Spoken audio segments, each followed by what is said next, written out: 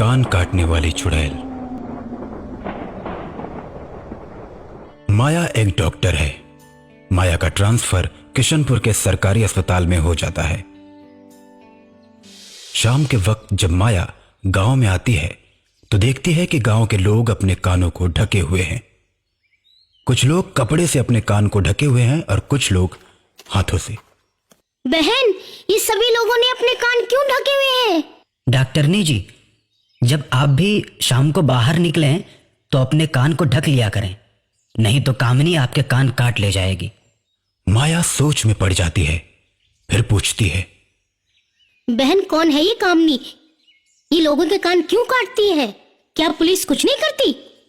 इस औरत के खिलाफ आपको रिपोर्ट करानी चाहिए। आप लोग अब तक चुप क्यों हैं? बताइए।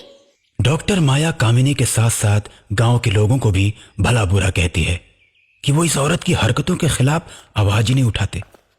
लेकिन माया को क्या पता कि कामिनी की सच्चाई तो कुछ और ही है। डॉक्टरनी जी, कामिनी कोई औरत नहीं, एक चुड़ैल है।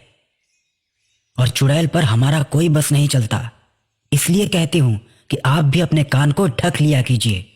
क्या बकवास है ये? गांव वाले आज भी भूत प्रेत और चुड़ैल को मानते? भूत प्रेत चुड़ैल कुछ नहीं होता, सब वहम है। आप भी इस वहम से बाहर निकलिए। डॉक्टरनी जी, बस इतना कहूंगी कि बच के रहिएगा और शाम को अपने कान ढक के निकलिएगा, कहीं चुड़ैल आपके कान न काट ले। औरत के चले जाने के बाद माया उस पर खूब हंसती है।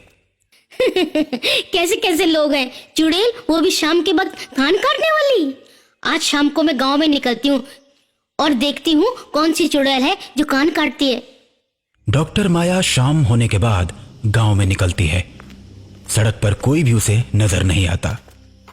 इस गांव में शाम के वक्त बहुत कम ही लोग बाहर निकलते हैं। जब बहुत जरूरी हो तभी, नहीं तो घर में रहते हैं। माया आगे बढ़ती जाती है लेकिन कोई भी चुड़ैल उसे नजर नहीं आती। यहाँ तो कोई चुड़ैल नहीं। गांव वालों के दिमाग में किसी ने झूठ मूठ में भ्रम फैला दिया।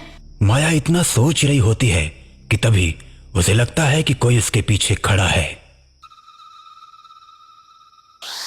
वो एक झटके में पीछे मुड़ जाती है और पीछे मुड़ते ही माया के पैरों के नीचे से जमीन खिसक जाती है।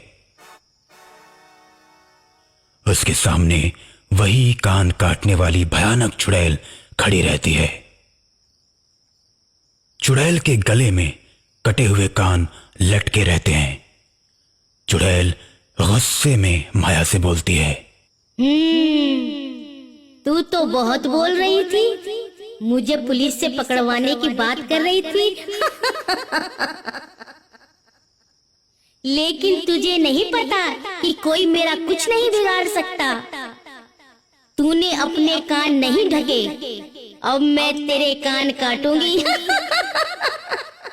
इतना कहकर चुड़ैल डॉक्टर माया के दोनों कान काट लेती है और गायब हो जाती है।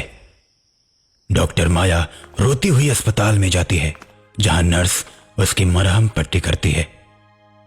थोड़ी देर के बाद वही औरत अस्पताल में आती है जिसने डॉक्टर माया को गांव में कान ढकने के लिए बोला था। क्यों डॉक्टर ने जी, मैंने आपको मना किया था ना, आपने मेरी बात नहीं मानी। मेरे साथ भी ये घटना हो चुकी है। उसके बाद वो औरत अपने सिर से साड़ी हटाकर कटे हुए कान दिखाती है। बहन, हमें जरूर कुछ करना होगा, हमें पुलिस में खबर करनी होगी। माया थाने में फोन करके सारी घटना को बताती है। उसके बाद थाने की इंस्पेक्टर आती है, लेकिन इंस्पेक्टर माया की बात पर विश्वास नहीं करती। देखिए माया, आप डॉक्टर भी हैं और समझदार भी हैं, आप भी इन गांव वालों के चक्कर में पड़ गई। ये भूत प्रेत कुछ नहीं होता, आपके कान किसी नकाब वाली औरत ने काटे हैं। पुलिस उसे जल्द से जल्द पकड़ लेगी। ऐसा करिए, आप अपने कान की कहीं प्लास्टिक सर्जरी करवा लीजिए। मैडम, अगर आपको लगता है कि मैं झूठ बोल रही हूँ तो आप खुद शाम को बिना कान ढके गांव में घूम कर देखिए। इंस्पेक्टर माया की बात मान लेती है और शाम को अकेले बिना कान बांधे निकल पड़ती है। थोड़ी दूर चलने के बाद इंस्पेक्टर जब सुनसान सड़क पे पहुंचती है तो पीछे चुड़ैल आकर खड़ी हो जाती है। इंस्पेक्टर अचानक से पीछे मुड़ती है और चुड़ैल के ऊपर बंदूक तान देती है। कौन हो तुम और चुड़ैल बनकर लोगों के कान क्यों काट रही हो? चुड़ैल हंसने लगती है। चुड़ैल को हंसता देख इंस्पेक्टर बोलती है, मैंने क्या बोला सुना नहीं? कौन हो तुम बताओ? अपने चेहरे से नकाब हटाओ नहीं तो गोली मार दूंगी। तूने अपने कान नहीं ढके हैं, तेरे कान काटूंगी। चुड़ैल को आगे बढ़ता देख इंस्पेक्टर गोली चला देती है, लेकिन गोली चुड़ैल के आर पार हो जाती है और चुड़ैल और तेज हंसने लगती है। अब तू नहीं बच सकती है। इतना कहकर चुड़ैल इंस्पेक्टर के दोनों कान काट कर उड़ जाती है। कान कटने के बाद इंस्पेक्टर हॉस्पिटल की तरफ कराहते हुए भागती है और हॉस्पिटल पहुंचने पर डॉक्टर माया उसका इलाज करती है। मैडम, मैंने आपको मना किया था, लेकिन आपने मेरी बात नहीं मानी। आखिर आपका भी कान कट ही गया। अब इस चुड़ैल को कोई पहुंचा हुआ इंसान ही मार सकता है। इसे रोकना होगा, नहीं तो एक दिन सबके कान काट देगी।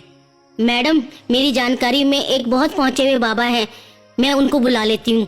अगले दिन बाबा किशनपुर गांव में आते हैं और शाम होने के बाद गांव में निकल पड़ते हैं। साथ में डॉक्टर माया और इंस्पेक्टर भी रहती है। कुछ दूर चलने के बाद बाबा को एक पेड़ के पास चबूतरा दिखाई देता है। बाबा दोनों को वहीं पर रुकने के लिए बोलते हैं और खुद आगे बढ़ जाते हैं। बाबा कुछ दूर चले ही होते हैं कि तभी उनके पीछे चुड़ैल आकर खड़ी हो जाती है। बाबा एकदम से पीछे मुड़ते हैं और बोलते हैं, अरे कौन है तू और लोगों के कान क्यों काटती है? बता, नहीं तो तुझे अभी भस्म कर दूंगा।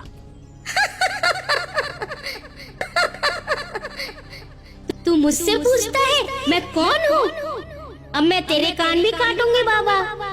इतना कहकर कामिनी चुड़ैल बाबा के कान काटने के लिए आगे बढ़ती है, लेकिन बाबा कमंडल का जल फेंककर उसे बांध देते हैं।